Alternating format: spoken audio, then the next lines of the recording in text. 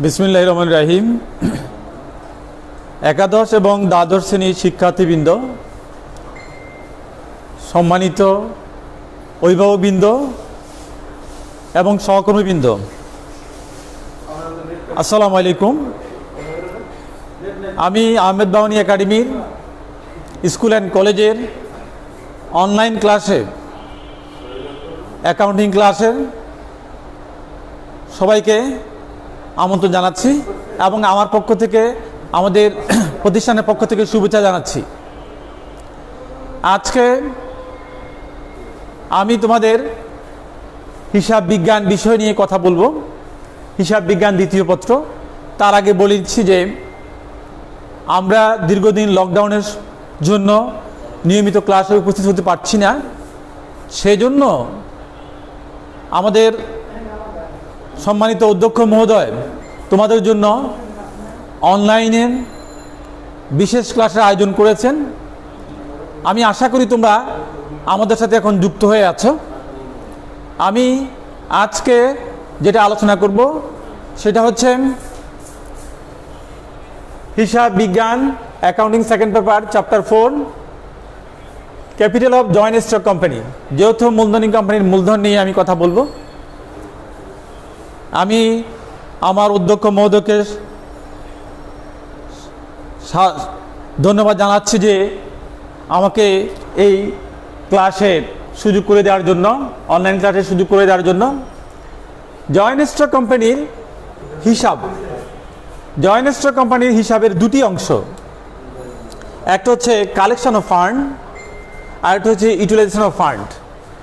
আমরা জানি যে তোমরা যৌথ মূলধনী কোম্পানি সম্পর্কে জানো, কোম্পানি সম্পর্কে জানো, সেদিকে আমি যাচ্ছি না। আমি অ্যাকাউন্টিং সাইডটা নিয়ে শুধু কথা বলবো। কোম্পানির অ্যাকাউন্টিং সাইডে এখানে দুটি অংশ আছে, কালেকশন অফ ফান্ড, তহবিল সংগ্রহ করা, আর ইউটিলাইজেশন অফ ফান্ড, তহবিল ব্যবহার করা।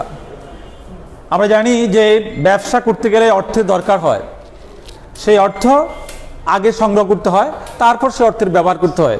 এখানে লক্ষণীয় এই চ্যাপ্টারটা খুবই গুরুত্বপূর্ণ, কারণ এখান থেকে দুইটা অঙ্ক পরীক্ষা আসে। আমরা আজকে যেটা আলোচনা করছি হচ্ছে তহবিল সংগ্রহকরণ। এটাকে বলা হচ্ছে capital of joint stock company. তোমাদের বইতে এই চ্যাপ্টারটা দেওয়া আছে, যৌথ মূলধনী কোম্পানির মূলধন বা capital of joint stock company. Joint stock company অন্যান্য প্রতিষ্ঠানের মতো সেভাবে তারা মূলধন কালেকশন করে না, যেহেতু যৌথ মূলধনী কোম্পানি আইনের দ্বারা সৃষ্ট কৃত্রিম ব্যক্তির সত্তা সম্পন্ন একটা প্রতিষ্ঠান।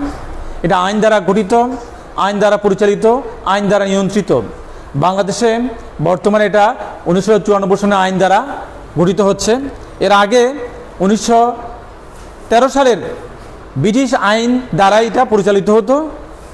তো আমরা কালেকশন অফ ফান্ডের ক্ষেত্রে দেখতে পাচ্ছি যে শেয়ার বিক্রি করে যৌথ মূলধনী কোম্পানি তাদের তহবিল সংগ্রহ করতে পারে, সিকিউরিটিজ বিক্রি করতে পারে, ডিবেঞ্চার বিক্রি করতে পারে, বন্ড বিক্রি করতে পারে, সেভিং সার্টিফিকেট বিক্রি করতে পারে, এটসেট্রা।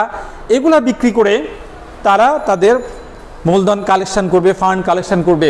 তবে লক্ষণীয় বিষয়, শেয়ার বিক্রি করে যেটুকু কালেকশন করবে সেটাই হচ্ছে মূলধন, আর বাকি সব হচ্ছে ঋণ করে ব্যবসা করা, ঋণ।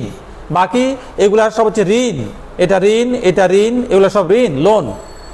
মূলধন নিয়ে আমাদের পরীক্ষায় এই মূলধনটাই আসবে পরীক্ষায়। এখন আমি শেয়ার নিয়ে কথা বলবো। শেয়ার,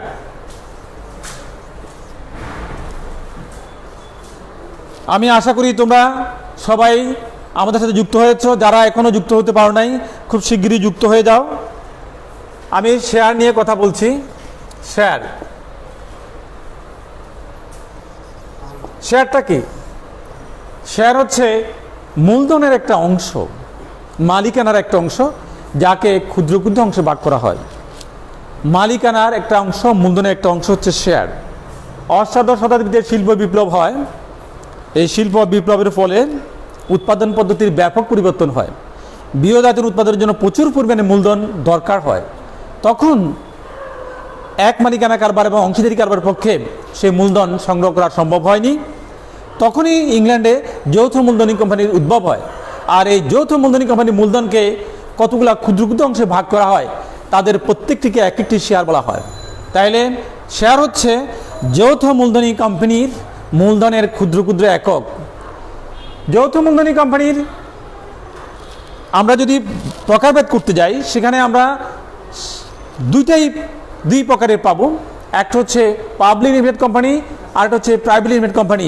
তবে যে শেয়ারগুলো আমরা বাজারে দেখতে পাই সবগুলো হচ্ছে পাবলিক লিমিটেড কোম্পানির শেয়ার। কোনো প্রাইভেট লিমিটেড কোম্পানি বাজারে শেয়ার ছাড়তে পারে না।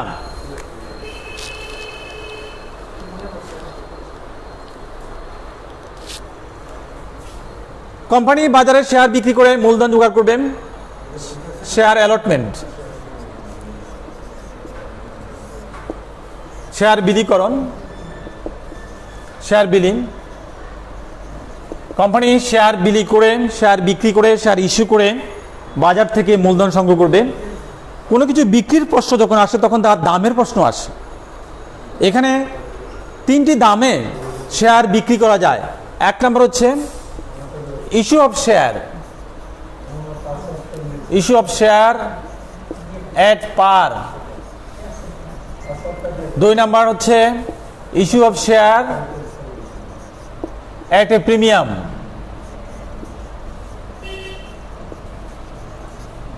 থার্ড হচ্ছে issue of share at a discount. Discount অর্থাৎ সমমূল্যে শেয়ার বিক্রি করা যায়, সমমূল্যে। অধিমূল্যে শেয়ার বিক্রি করা যায়, অধিমূল্যে। কম মূল্যে শেয়ার বিক্রি করা যায়। শেয়ারগুলো এক একটা সার্টিফিকেট। 100 টাকার গায়ে যেমন 100 টাকা লেখা আছে, 500 টাকার গায়ে যেমন 500 টাকা লেখা আছে, শেয়ারগুলোর গায়ে শেয়ারের মূল্য লেখা থাকে। শেয়ারের গায়ে যে মূল্য লেখা থাকে তাকে বলা হয় ফেস ভ্যালু বা পুস্তক মূল্য। 100 টাকার শেয়ার যখন 100 টাকায় বিক্রি হবে, 100 টাকার শেয়ার বিক্রি যখন 100 টাকায় হবে, তখন এটা হচ্ছে সমমূল্যের শেয়ার বিক্রি। সমান মূল্যে শেয়ার বিক্রি করা হচ্ছে। 100 টাকার শেয়ার 100 টাকায় বিক্রি করা হচ্ছে।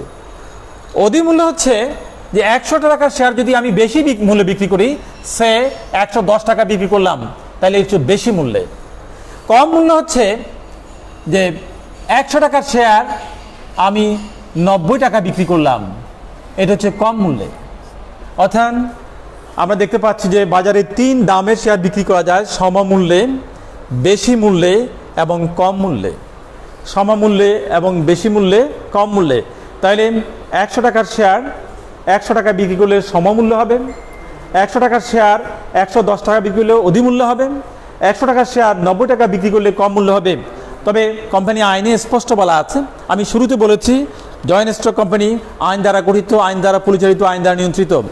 আইন এখানে কি কাজ কখন করবে, কিভাবে করবে, সব কিছু বিধান দিয়ে দিয়েছে। যদি আইনের বাইরে কিছু করা হয় তাহলে এই ব্যবসা করার অনুমতি পাবে না। এখানে 100 টাকার শেয়ার 90 টাকা পর্যন্ত বিক্রি করা যাবে, তার কমে শেয়ার বিক্রি করে 89 টাকা কখনো শেয়ার বিক্রি করতে পারে। অর্থাৎ শতকরা 10% পর্যন্ত কমানো যাবে, তার বাইরে কমাতে পারবে না। যদি এর কমে শেয়ার বিক্রি হয়, এই শেয়ার বিক্রির জয়েন্ট স্টক কোম্পানির রেজিস্ট্রার বা নিবন্ধক শেয়ার বিক্রি অনুমতি দেবে না। আমাদের অঙ্কগুলোর কাজ হচ্ছে 3টা কাজ করতে হবে আমাদের। আমি একটু বোর্ড মুছে নিচ্ছি।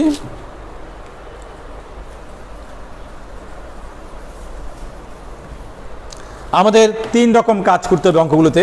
1 নাম্বার 1 জার্নাল বা জাবেদা।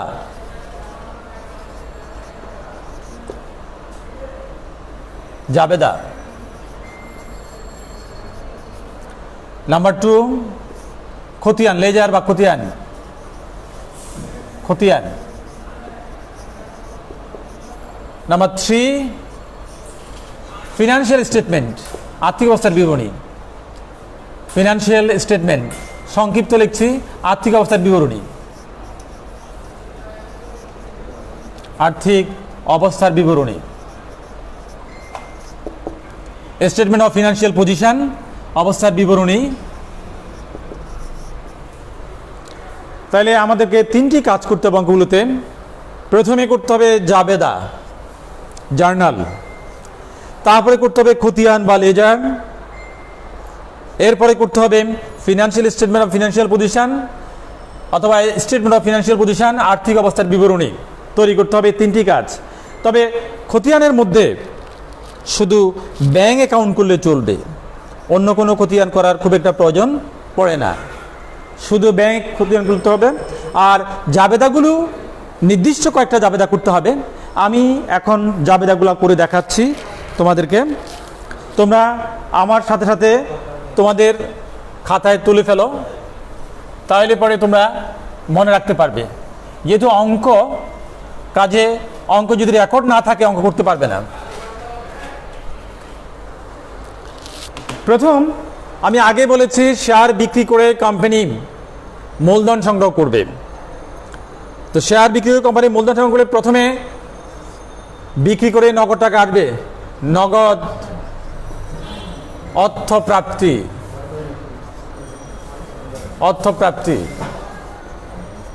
নগদ অর্থপ্রাপ্তি, নগদ অর্থ যখন পাবে তখন কি রেকর্ড হবে জার্নালে, জাবেদায় কি রেকর্ড হবে? আমরা জাবেদা রেকর্ড করছি। এই জাবেদাটা হচ্ছে টাকা আসবে ব্যাংক অ্যাকাউন্ট ডেবিট, শেয়ার আবেদন ক্রেডিট।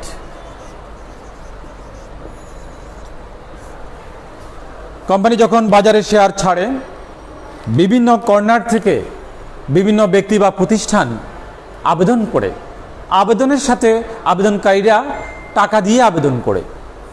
তো এই যে টাকা দিয়ে আবেদন করে টাকাটা প্রথমে আসে ব্যাংক ডেবিট, শেয়ার আবেদন ক্রেডিট। টাকাটা ব্যাংকে টাকা যখন জমা হয়, তোমাদেরকে এইটাও জানতে হবে আজকাল শেয়ার বিক্রির কাজগুলো ব্যাংকের মাধ্যমে হয়ে থাকে, সেজন্য টাকাটা ব্যাংকে জমা হয়।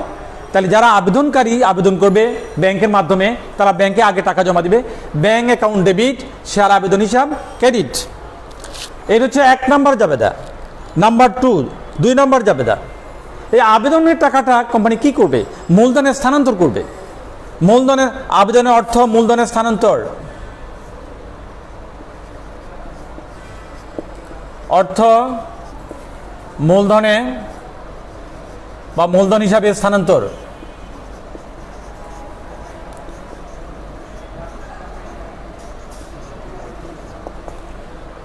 এই স্থানান্তর কাজ করতে গেলে কোম্পানিকে খেয়াল রাখতে হবে কোম্পানি কোন মূল্যে শেয়ার বিক্রি করেছে।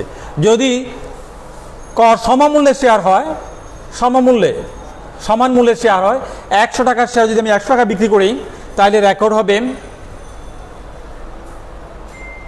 শেয়ার আবেদন ডেবিট, শেয়ার মূলধন হিসাব ক্রেডিট।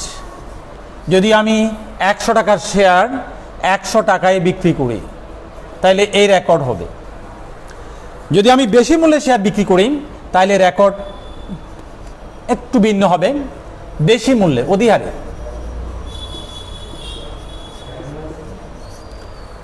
বেশি মূল্যে বিক্রি করলে সে রেকর্ড হবে শেয়ার আবেদন ডেবিট, শেয়ার মূলধন ক্রেডিট, শেয়ার অধিহার ক্রেডিট।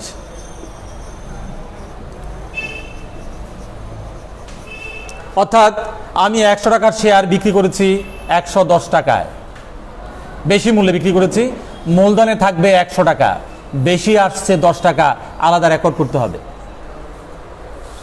অধিহার হিসাবে রেকর্ড করতে হবে।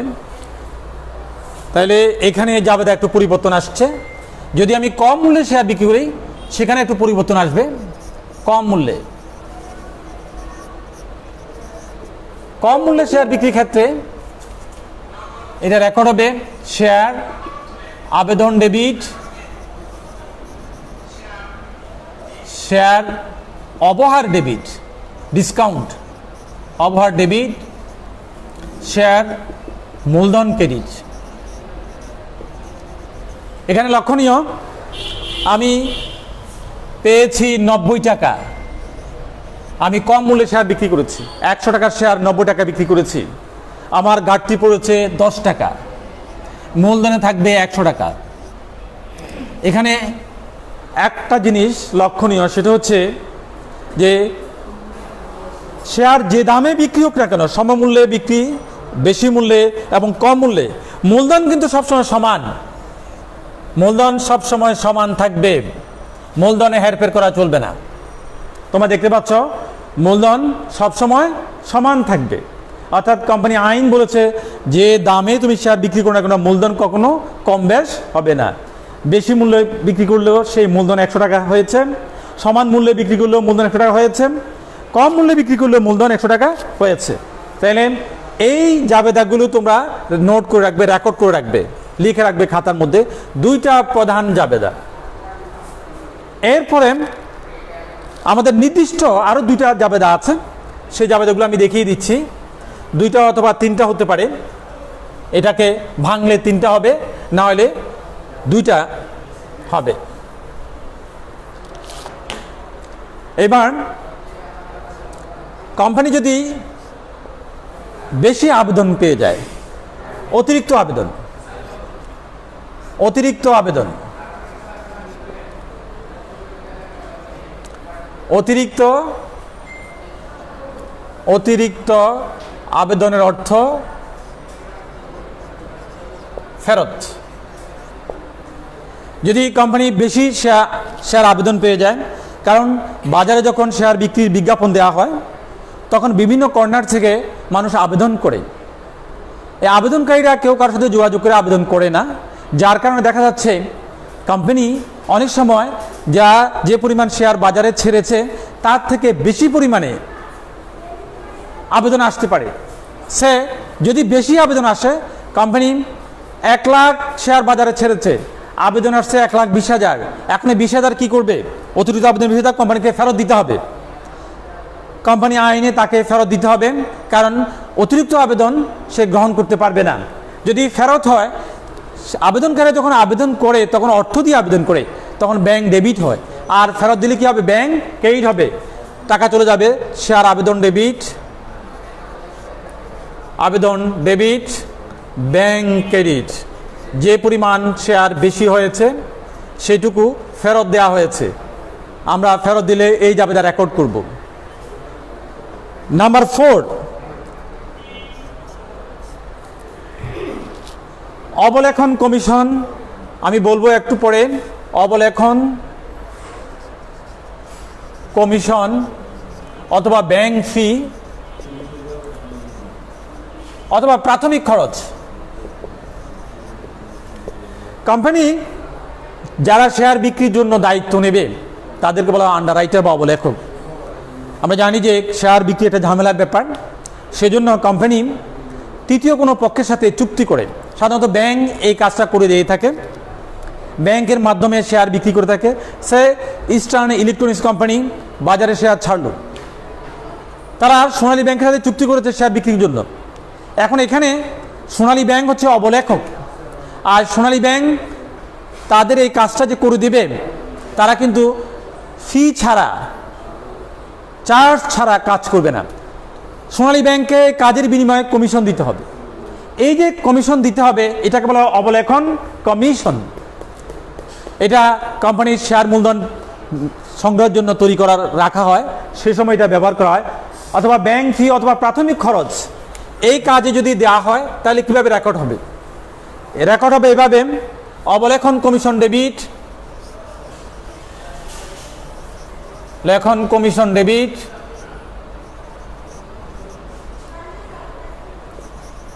Bank credit. অর্থাৎ অবলেখন কমিশন আমরা যখন দেব তখন আমাদের ব্যাংকে টাকা চলে যাবে, অর্থাৎ এখানে আবেদন টাকা ফেরত দিচ্ছি, ব্যাংক ক্রেডিট হলো, এখানে অবলেখন কমিশন বাবদ চার্জ দিচ্ছি, এখানে ব্যাংক ক্রেডিট হলো। অবলেখন কমিশন লিখতে পারো, ব্যাংক ফি লিখতে পারো, প্রাথমিক খরচ লিখতে পারো, সব ডেবিট হবে আর ব্যাংক ক্রেডিট হবে। লক্ষণীয়, যদি বিষয়টা এমন হয় যে অবলেখকগণকে আমরা ফি দিলাম না, তার বিনিময়ে শেয়ার দিয়ে দিলাম, তাহলে সেক্ষেত্রে রেকর্ড হবে, সেক্ষেত্রে রেকর্ড হবে অবলেখন কমিশন ডেবিট, লেখন কমিশন ডেবিট, শেয়ার মূলধন ক্রেডিট। সেই ক্ষেত্রে এই রেকর্ডটা হবে অবলেখন কমিশন ডেবিট, শেয়ার মূলধন ক্রেডিট। আশা করি তোমরা এই 4টা জাবেদা খেয়াল করেছ। আরেকটা জাবেদা আমাদের হতে পারে, সেটা হচ্ছে যখন কোম্পানি বাজারে শেয়ার ইস্যু করে, আবেদনকারীরা আবেদন করে, কিন্তু অনেক সময় কোম্পানি দেখা যায় নগদ টাকা না নিয়েও শেয়ার দিতে পারে। যেমন সম্পত্তি ক্রয়ের ক্ষেত্রে হতে পারে। কোম্পানি 1 খণ্ড জমি ইস্টার্ন হাউজিং থেকে ক্রয় করলো 10 লক্ষ টাকা দিয়ে, কিন্তু এই 10 লক্ষ টাকা নগদে না দিয়ে কোম্পানির শেয়ার দিয়ে দিল, তাহলে এখানে তো নগদ টাকা আসলো না, চলে গেল শেয়ার। সেক্ষেত্রে যদি স্থায়ী সম্পত্তির ক্রয়ের ক্ষেত্রে ব্যবহার হয়, তাইলে আমরা রেকর্ড করব স্থায়ী সম্পত্তি ক্রয় শেয়ারের মাধ্যমে। আমরা তখন লিখব ওই যে জমি অথবা দালান অথবা অন্য কিছু যে সম্পদ হবে সে ডেবিট হবে, আর শেয়ার মূলধন ক্রেডিট হবে। শেয়ার মূলধন ক্রেডিট হবে। লক্ষ্য করো, এই 5টার জাবেদার বাইরে এই অঙ্কে আর কোনো জাবেদা নাই। তোমরা যদি একটু খেয়াল করে যদি কাজগুলো করো, এগুলো যদি রেকর্ড করে রাখো, বইতে অনেক জাবেদা দেওয়া আছে, এত জাবেদা আমাদের দরকার হবে না। আমি সংক্ষেপ করে 5টায় নিয়ে আসছি। প্রথমে নগদ অর্থ প্রাপ্তি, যারা আবেদন করেছে ব্যাংক ডেবিট, শেয়ার আবেদন ক্রেডিট। তারপরে সেকেন্ডে আবেদনের টাকাটা আমি মূলধনে স্থানান্তর করে দিচ্ছি। সমমূল্যের শেয়ারের ক্ষেত্রে শেয়ার আবেদন ডেবিট, শেয়ার মূলধন ক্রেডিট। বেশি মূল্যের ক্ষেত্রে শেয়ার আবেদন ডেবিট, শেয়ার মূলধন ক্রেডিট, শেয়ার অধিহার ক্রেডিট। আর কম মূল্যের ক্ষেত্রে শেয়ার আবেদন ডেবিট, শেয়ার অবহার ডেবিট, শেয়ার মূলধন ক্রেডিট। কোম্পানি যদি অতিরিক্ত আবেদন পায় তাকে ফেরত দিতে হবে, সেখানে ব্যাংক চলে যাবে, টাকা চলে যাবে, শেয়ার আবেদন ডেবিট, ব্যাংক ক্রেডিট। আর অবলেখকগণকে যদি কমিশন দেয়, অর্থাৎ শেয়ার বিক্রির সময় যে কমিশন দেওয়া হচ্ছে, যে চার্জ দেওয়া হচ্ছে, সেজন্য রেকর্ড করতে হবে অবলেখন কমিশন ডেবিট, ব্যাংক ক্রেডিট। আর আরেকটা জাবেদা দেখালাম, যদি আমি ব্যাংকে টাকাটা না দিয়ে তাদেরকে কমিশন বাবদ শেয়ার দিয়ে দিই, সেক্ষেত্রে অবলেখন কমিশন ডেবিট, শেয়ার মূলধন ক্রেডিট। একেবারে সর্বশেষ হচ্ছে স্থায়ী সম্পদ ক্রয় বিক্রয়ের ক্ষেত্রে যদি আমি শেয়ার ব্যবহার করি, কোনো একটা যন্ত্র কিনলাম, মেশিন কিনলাম, বিল্ডিং কিনলাম, সেই ক্ষেত্রে যদি আমি শেয়ার দিয়ে দিই তাদেরকে, তাহলে জমি বা দালান বা ওই সম্পত্তি ডেবিট, শেয়ার মূলধন ক্রেডিট। এ হচ্ছে আমাদের জাবেদা। এই জাবেদার পরে আমাদের সেকেন্ড কাজ হচ্ছে খতিয়ান। খতিয়ান শুধুমাত্র একটি কাজ করলে হয়ে যাবে, অর্থাৎ একটা খতিয়ান করলে হয়ে যাবে। একটা খতিয়ান কি দেখো, শুধুমাত্র আমরা ব্যাংক খতিয়ান ওপেন করব, ব্যাংক, অন্য খতিয়ান করার প্রয়োজন পড়বে না। ব্যাংক খতিয়ান কি জন্য করব, সেটা হচ্ছে আমরা যখন আর্থিক অবস্থার বিবরণী করব, তখন আমাদের ব্যাংকের যে ব্যাংক উদ্বৃত্ত সেটা দরকার হবে। সে উদ্বৃত্তটা আমি ব্যাংক অ্যাকাউন্ট না করলে পাবো না। এই ব্যাংক হিসাব হচ্ছে খতিয়ান। তোমরা সনাতন পদ্ধতি করতে পারো, আধুনিক করতে পারো, ডেবিট ক্রেডিট করতে পারো। অর্থাৎ ব্যাংকে যখন টাকা আসবে সেটা ডেবিট হবে, টাকা যখন চলে যাবে সেটা ক্রেডিট হবে। এখানে দেখতে পাচ্ছ আমার জাবেদা থেকে ব্যাংকে টাকা আসছে একটা, ওটা ডেবিট, আর ব্যাংকে টাকা চলে গেছে দুইটার মধ্যে, এই দুইটা ক্রেডিট। বিয়োগ করে তোমরা ব্যালেন্স সিডি বের করবে। এটা খতিয়ান তোমাদের সবাই জানা আছে, 9 10-এ খতিয়ান করানো হয়। ব্যালেন্স সিডি বের হবে, এইটাই সমাপনী ব্যালেন্স, এবং এইটাই যাবে তোমার আর্থিক অবস্থার বিবরণের সম্পত্তি দিকে। এরপরে আমি আরেকটু জিনিস দেখাবো, তোমরা যে আর্থিক অবস্থার বিবরণী করবে, সে আর্থিক অবস্থার বিবরণীতে তোমাদেরকে মূলধন শ্রেণীভেদে দেখাতে হবে। সেই মূলধনটা কিভাবে হবে আমি দেখাচ্ছি। আর্থিক অবস্থার বিবরণীতে মূলধন সাজাতে হবে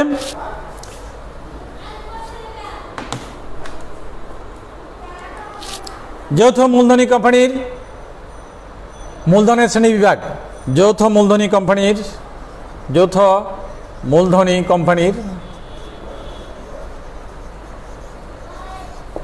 মূলধনের শ্রেণী বিভাগ, এইটা তোমাদেরকে জানতেই হবে, নাহলে তোমরা আর্থিক অবস্থার বিবরণী করতে পারবে না। এটা জানতে হবে, আর্থিক অবস্থার বিবরণী করতে পারবে না তোমরা। হলে 1 নম্বর অনুমোদিত মূলধন, অনুমোদিত অনুমোদিত মূলধন অথবা নামমাত্র মূলধন, নামমাত্র মূলধন অথবা নিবন্ধিত মূলধন, সেম ওয়ার্ড, নিবন্ধিত মূলধন। অনুমোদিত মূলধন হচ্ছে যে পরিমাণ মূলধন নিয়ে কোম্পানি নিবন্ধন হয়, অনুমোদন পায়, রেজিস্ট্রেশন পায়, তাকে বলা হয় অনুমোদিত মূলধন। তোমরা নিশ্চয় জানো জয়েন্ট স্টক কোম্পানিকে নিবন্ধিত হতে হয়, আর নিবন্ধিত হতে হলে কি করতে হবে, তার একটা মূলধনের ডিক্লারেশন দিতে হয়। এত কোটি টাকা, এত শত কোটি টাকা নিয়ে সে রেজিস্ট্রেশন করবে। সেই অনুমোদন নেওয়ার সময় অর্থাৎ নিবন্ধন নেওয়ার সময় যে পরিমাণ মূলধন ডিক্লেয়ার করেছে সেটা হচ্ছে অনুমোদিত মূলধন। তাইলে অনুমোদিত মূলধন হচ্ছে যে পরিমাণ মূলধন নিয়ে কোম্পানি নিবন্ধিত হয় তাকে অনুমোদিত মূলধন বলে।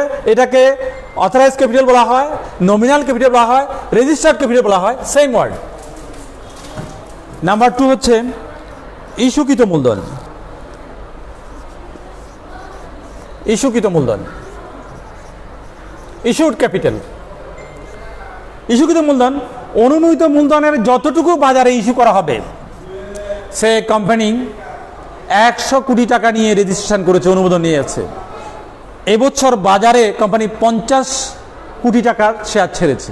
এই 100 কোটি টাকার হচ্ছে অনুমোদিত মূলধন। আর যে বাজারে ছাড়লো 50 কোটি টাকার, এটা হচ্ছে ইস্যুকৃত মূলধন, ইস্যু করলো। তাইলে এইটা অনুমোদন নিয়েছিল, এখন বাজারে পুরোটা ছাড়ে নাই, ছাড়ছে 50 কোটি, এটা হচ্ছে ইস্যুকৃত মূলধন, ইস্যুড ক্যাপিটাল। তাহলে অনুমোদিত মূলধনের যতটুকু বাজারে বিক্রির জন্য ইস্যু করা হয় তাকে বলা হয় ইস্যুকৃত মূলধন। নাম্বার 3 বিলিখিত মূলধন, সাবস্ক্রাইব ক্যাপিটাল। বিলিখিত মূলধন,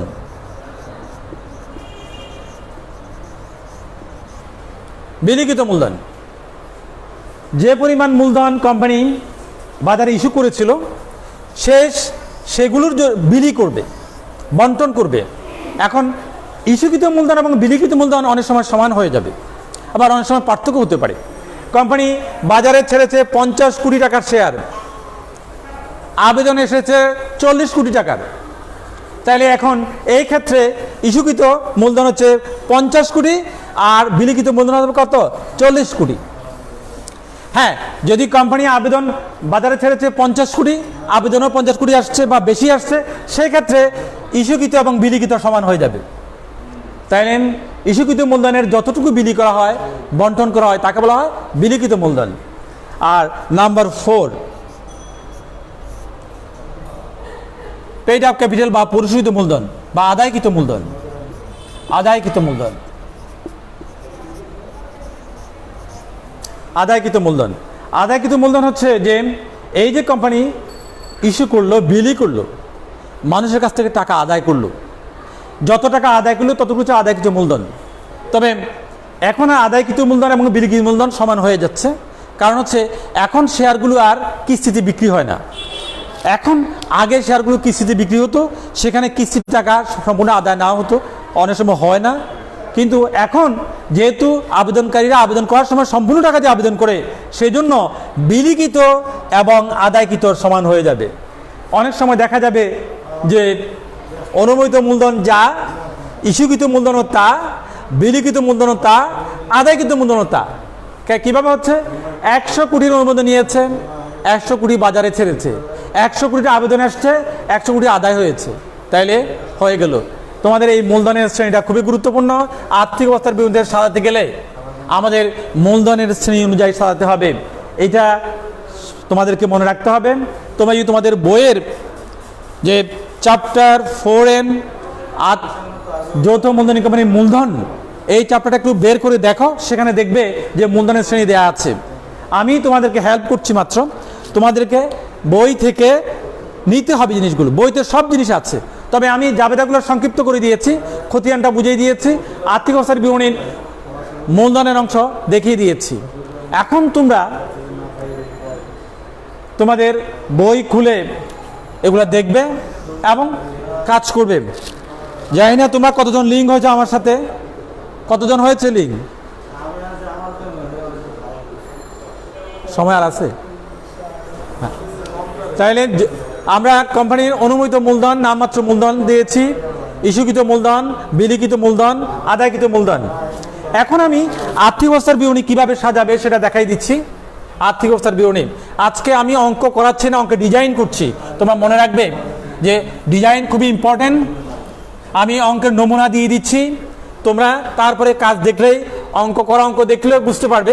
তবে আমি পরে ক্লাসে ইনশাল্লাহ অঙ্ক করে দেব, যেহেতু তোমাদেরকে আগে তথ্য দেওয়া হয়নি, দিলেও তোমরা পাও নেই, সেজন্য আজকে আমি নমুনাগুলো দিয়ে দিচ্ছি। আর্থিক অবস্থার বিবরণী সাজাবে কিভাবে, কোম্পানি আইন অনুযায়ী এটাকে সাজাতে হবে। আর্থিক অবস্থার বিবরণীর দুটো সাইড, সম্পদ এবং দায় সম্পদ। সম্পদ, আর্থিক অবস্থার বিবরণী, প্রতিষ্ঠানের নাম দিতে হবে, আর্থিক অবস্থার বিবরণী লিখতে হবে, আর্থিক অবস্থার বিবরণী, এবং তারিখ থাকলে তারিখ দিতে হবে। এটা কোম্পানি আইন, যেহেতু তুমি যখন তারিখ পাবে তারিখ দিবে, তারিখ না থাকলে এটাকে খালি রাখবে। প্রথমে স্থায়ী সম্পদ। স্থায়ী সম্পদ যদি থাকে তাহলে তুমি তাকে লিখবে। স্থায়ী সম্পদ কি হতে পারেন, একটু আগে আমি বলেছি যে মেশিন যদি নিয়ে আসি, আমি ল্যান্ড জমি যদি নিয়ে আসি, আমি অন্য কোনো স্থায়ী সম্পদ আনি যদি, তাহলে স্থায়ী সম্পদ এখানে লিখব। তারপরে চলতি সম্পদ। চলতি সম্পদগুলো সাধারণত আমরা একটাই পাবো, সেটা হচ্ছে ব্যাংক হিসাব। চলতি সম্পদ আমি এখানে লিখে ফেলবো। এখানে আমি পয়েন্ট দিয়ে দিচ্ছি 1, 2, নাম্বার 3, অসমন্বিত ব্যয়। অসমন্বিত ব্যয় সমূহ। অসমন্বিত ব্যয় হচ্ছে যে ব্যয়টা কোনো সমন্বয় করা হয়নি। মূলধন সংগ্রহ করার সময় আমরা যদি অবলেখন কমিশন দিয়ে থাকি, আমরা যদি ব্যাংক চার্জ দিয়ে থাকি, আমরা যদি প্রাথমিক খরচ করে থাকি, সেটাকে অসমন্বিত ব্যয় বলা হবে। এটা একটা ব্যয় বা খরচ, যেহেতু এটা মূলধন সংগ্রহের জন্য ব্যবহার করা হয়েছে, মূলধন সংগ্রহের জন্য করা হয়েছে, সেই জন্যটাকে মূলধন জাতীয় ব্যয়ের রূপে গণ্য করা হয়। এইটাও আর্থিক অবস্থার বিবরণীতে সম্পদ দিকে লেখা হবে, তবে এটা বাস্তবে কোনো সম্পদ নয়, এটা হচ্ছে অলিক সম্পদ বা কাল্পনিক সম্পদ। এটাকে সম্পদ রূপে কল্পনা করা হচ্ছে। পরবর্তী পর্যায়ে কোম্পানি যখন মুনাফা করবে, মুনাফা থেকে কেটে কেটে এই সম্পদ শেষ করে দিতে হবে। যেমন অবলেখন কমিশন থাকলে লিখতে হবে অবলেখন কমিশন, এইটা। তারপরে লিখতে হবে প্রাথমিক খরচ থাকলে সেটা লিখতে হবে প্রাথমিক খরচ, ব্যাংক ফি থাকলে লিখতে হবে, এগুলা লেখে এখানে নিয়ে আসবে। এই হবে মোট সম্পদ। সম্পদের ক্ষেত্রে আমরা 3টি আইটেম পেয়েছি। মোট সম্পদ, সম্পদ দিয়ে বন্ধ করে দিবে, সম্পদ লেখে বন্ধ করে দিবে, এটা হচ্ছে সম্পদ। তাহলে মোট সম্পদ, সম্পদের সাইডে আমি 3টি জিনিস পেয়েছি। স্থায়ী সম্পদ কোন অঙ্কে থাকবে, কোন অঙ্কে নাও থাকতে পারে। চলতি সম্পদ পাওয়া যাবে ব্যাংক হিসাব। আর অসমন্বিত ব্যয় যদি অবলেখন কমিশন, ব্যাংক ফি, প্রাথমিক খরচ যদি থাকে, তাহলে সেটা লিখতে হবে। আমি আবারও বলছি, এটা সম্পদ নয়, সম্পদ রূপে কল্পনা করা হয়, সেজন্য এটাকে আপাতত সম্পদ হিসেবে লেখা হচ্ছে। এটা আমার মোট সম্পদ। আমরা জানি যে আমরা যখন করব আর্থিক অবস্থার বিবরণী করতে, আমাদের ইকুয়েশন হচ্ছে A = L + OE। আমি এতক্ষণে দেখালাম, মোট সম্পদ দেখালাম। মোট সম্পদ সমান দায় এবং মালিকানা। এখন আমি দায় মালিকানা দেখাবো, তাহলে এটা মোট সম্পদ। এটি কারবারের মোট সম্পদ যত হবে, দায় মালিকানাও তত হবে। এটা নিচে লেখার দরকার ছিল, তো আমি নিচে পারছি না, আমি সাইডে চলে যাচ্ছি, যেহেতু নিচে দেখা যাচ্ছে না।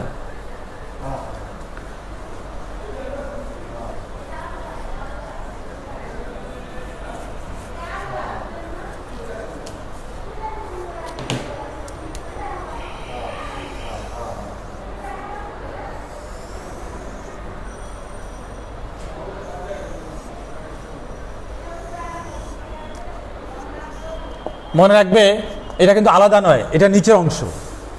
এখানে শেয়ার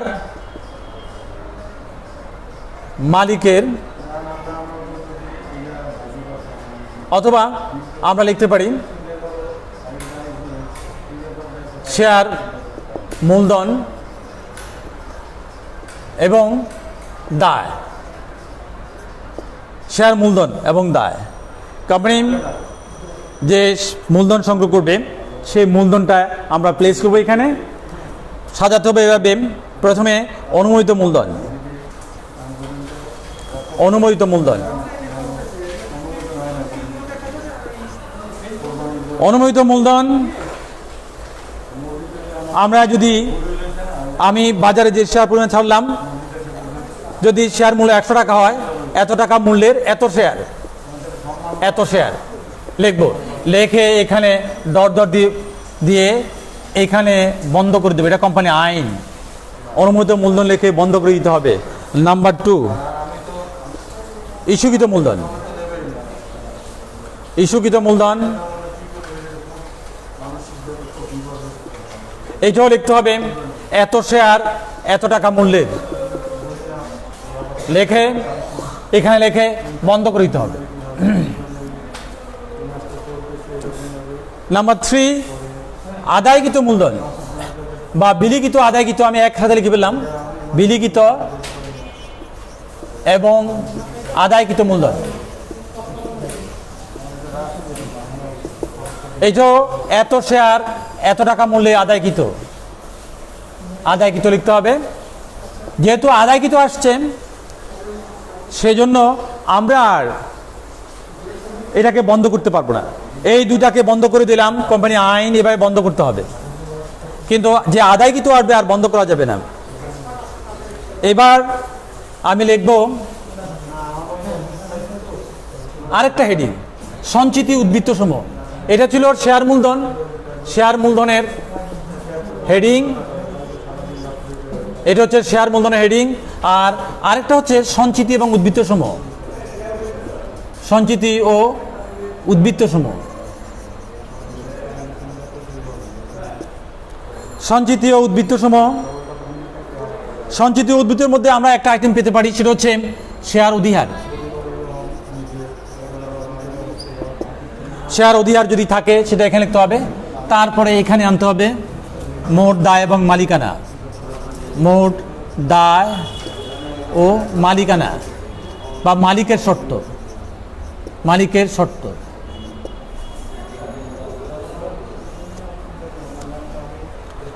অর্থাৎ আমার যত সম্পদ হবে দায় মালিকানাও তত হবে। লক্ষণীয় যে অধিহার একটা হচ্ছে, অধিহারটা হচ্ছে কোম্পানির লাভ, আর অবহার হচ্ছে কি কোম্পানির ক্ষতি। এটাকে যদি আমি দেখাতে চাই, আমি শেয়ার অবহারকে অসমন্বিত ব্যয়ের মধ্যে দেখাতে পারি, অবহার এখানে দেখাতে পারি। তাহলে অধিহার যাচ্ছে শেয়ার মূলধন মালিকানার মধ্যে, আর অবহার যাচ্ছে অসমন্বিত ব্যয়ের মধ্যে। তোমরা এইভাবে আর্থিক অবস্থার বিবরণী সাজাবে। অঙ্কগুলো যদি তোমরা প্রথম থেকে দেখো আর আমার কথাগুলো যদি ভালোভাবে খেয়াল করো, তাইলে তোমরা সহজে অঙ্ক করতে পারবে। আজকে হ্যাঁ, আমি আর ক্লাস বাড়াচ্ছি না, আগামী ক্লাসে আমন্ত্রণ জানাচ্ছি।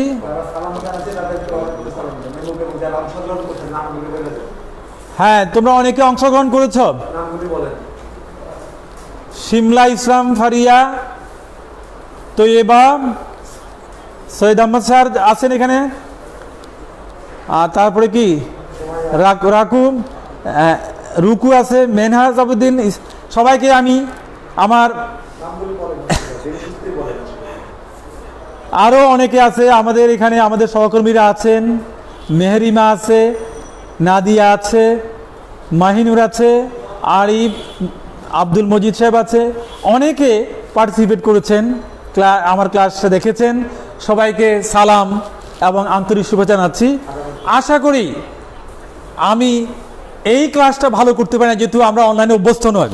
আগামীতে ইনশাল্লাহ চেষ্টা করব আর একটু ভালো করার জন্য। যারা আমাকে আজকে সহযোগিতা করেছে সবাইকে ধন্যবাদ, এবং শিক্ষার্থী তোমরা যারা এতক্ষণ ছিলে তোমাদের তোকে ধন্যবাদ।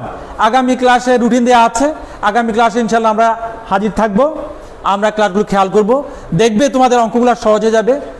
আবারও তোমাদেরকে শুভেচ্ছা জানিয়ে আজকের মতো ক্লাস এখানে শেষ করছি। ধন্যবাদ সবাইকে।